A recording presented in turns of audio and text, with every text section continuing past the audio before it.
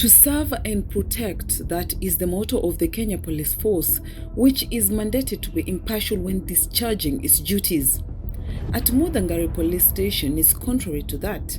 The area OCS has been accused of impunity, harassment and intimidation when discharging his duties. A case we are about to show you took place at ABC Mall close to the Muthangari Police Station.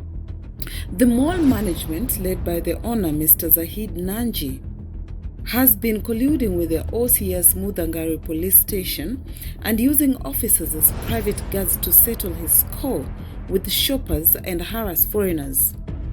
The ABC Mall management has been accused by staff and tenants on how he mistreats them.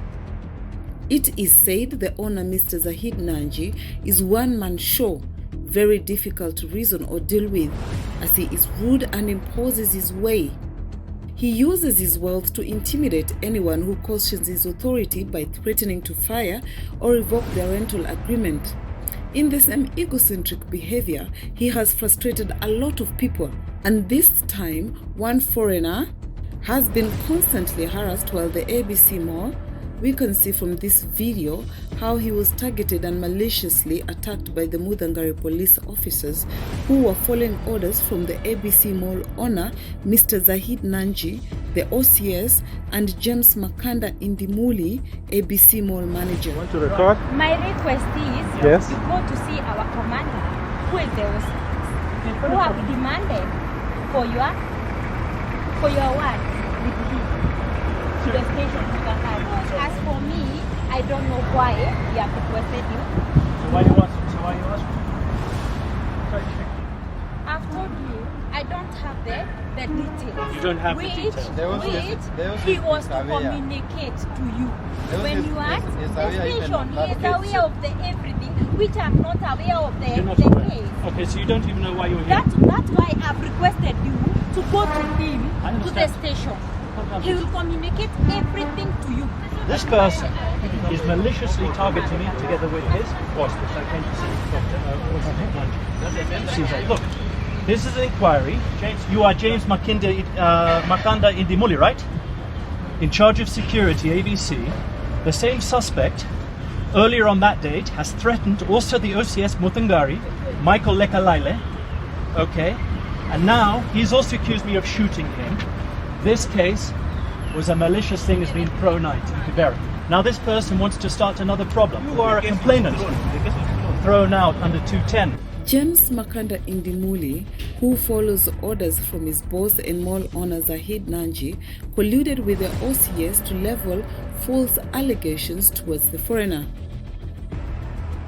This is the second time they are trying to charge him to force him to go to the police station to talk to the OCS. Police attempts to intimidate him were futile as other shoppers came to his rescue and the police started fleeing, as they themselves did not know why they were arresting the foreigner, only that they had orders from above.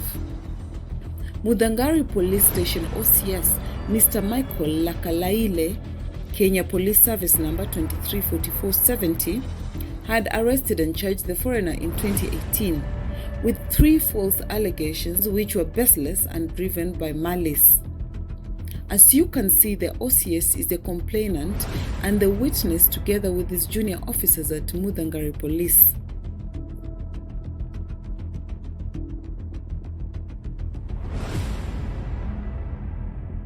Two officers are seen to be confused upon realizing that the issue they were called to address had been concluded in court, and the accused foreigner had been acquitted under Section 210 of the Criminal Procedure Code.